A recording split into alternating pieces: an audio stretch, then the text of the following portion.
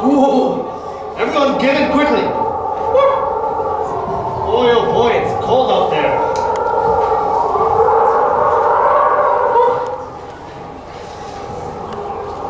Ooh. You guys cold? Man, it was cold today, I can admit. Now, I hope it didn't take the fun out of shoveling the snow.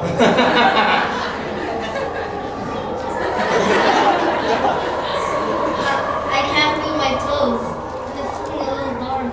It's looking a little dark? Oh, it's okay, it's just frostbite. Nothing like a good hot cocoa can't fix. Anyway, you know what? Before we wait for while we wait for the hot cocoa to be ready, you guys want to hear a story? Yeah? Alright!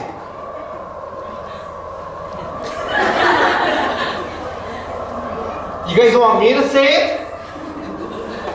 Okay, fine, I'll do it. But you guys would have the initiative too. Anyway, gather here everybody. I'm going to tell you guys a story that's been told for many, many Christmases long ago. Hey y'all, cocoa's ready! Wow, that was quick. But you know what? We don't need hot cocoa. You guys don't need hot cocoa yet, right? Okay. Yeah, see, look at the desperation in their eyes. They're telling them that they don't need hot cocoa. Anyway, where were we? Oh yeah, the story. So anyways, here we go. Once upon a mountaintop, 3 little trees stood and dreamed of what they wanted to become when they grew up. The first little tree looked up at the stars and said, I want to hold treasure. I want to be covered with gold and filled with precious stones. I'll be the most beautiful treasure chest in the world. The second little tree looked out at a small stream trickling by on its way to the ocean. I want to be traveling mighty waters and carrying powerful kings.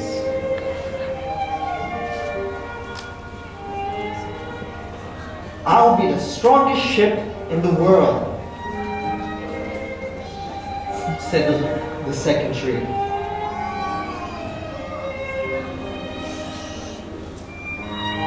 The third little tree looked down into the valley below, where busy men and women worked in a busy town. I don't want to leave the mountaintop at all. I want to grow so tall that when people stop to look at me, they'll raise their eyes to heaven and think of God. I'll be the tallest tree in the world. So years passed, the rain came, the sun shone, and the little trees grew tall. Whoa, wait. Why is the third tree smaller, like, instead of being big like it wanted to be? And hey, where'd you get your hot cocoa? Oh, good question. You know what? All your questions will be answered in no time. So let's just continue with the story, shall we? Whew, it's hot in here now. So good. Anyway, one day, 3 woodcutters climbed the mountain.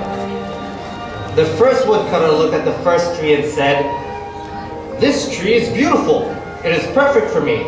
With a swoop of his shining axe, the first 3 fell. Now I shall make a beautiful chest. I shall hold wonderful treasure, said the first tree.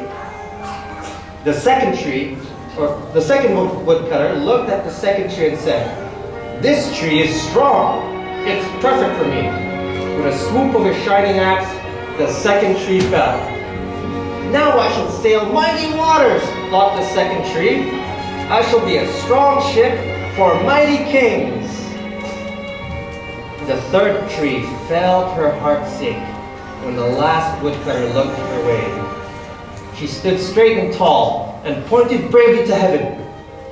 But the woodcutter never even looked up. Any kind of tree will do for me, he muttered. With a swoop of his shining axe, the third tree fell.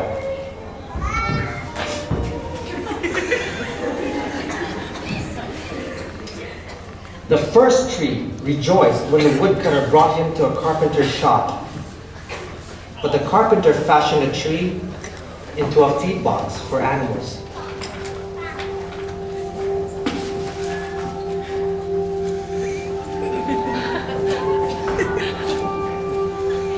The once beautiful tree was not covered with gold or treasure. It was coated with sawdust and filled with hay for the hungry animals. The second tree smiled when the woodcutter took him to a shipyard, but no mighty sailing ship was made that day. Instead, the once strong tree was hammered and sawed into a simple fishing boat. He was too small and too weak to sail to an ocean or even a river.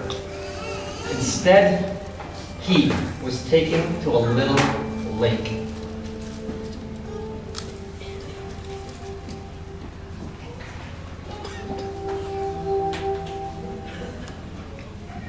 The third tree was confused when the woodcutter cut her into strong beams and left her in a lumberyard. What happened? The once tall tree wondered. All I ever wanted was to stay on the mountaintop and point to God. Many days and nights passed. The three trees nearly forgot their dreams.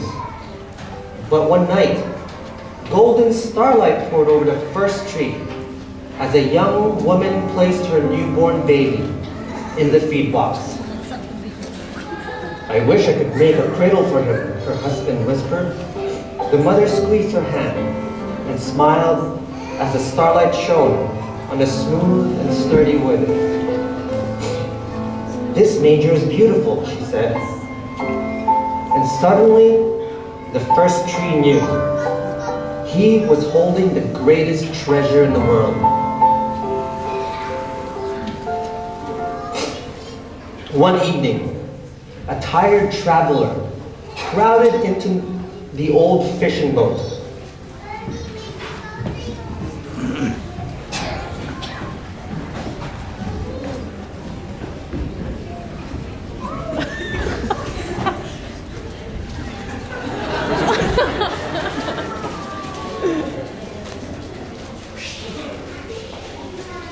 The traveler fell asleep as the second tree quietly sailed out into the lake.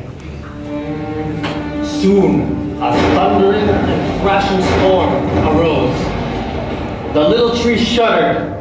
He knew he did not have the strength to carry so many passengers safely through the wind and the rain. The tired man awoke. He stood up, stretched out his hand, and said, "Peace." The storm stopped as quickly as it had begun.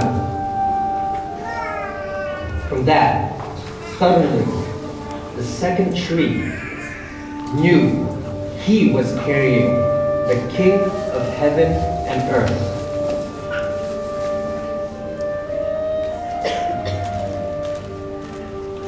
One Friday morning, the third tree was startled when her beams were yanked from the forgotten woodpile. She flinched as she was carried through an angry, jeering crowd.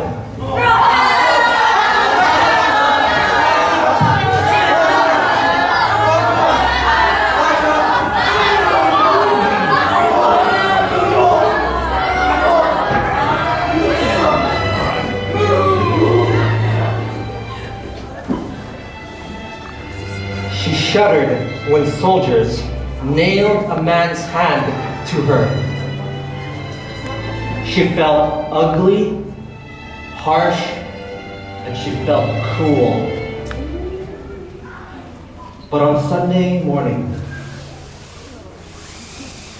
when the sun rose and the earth trembled with joy beneath her, The third tree knew that God's love had changed everything.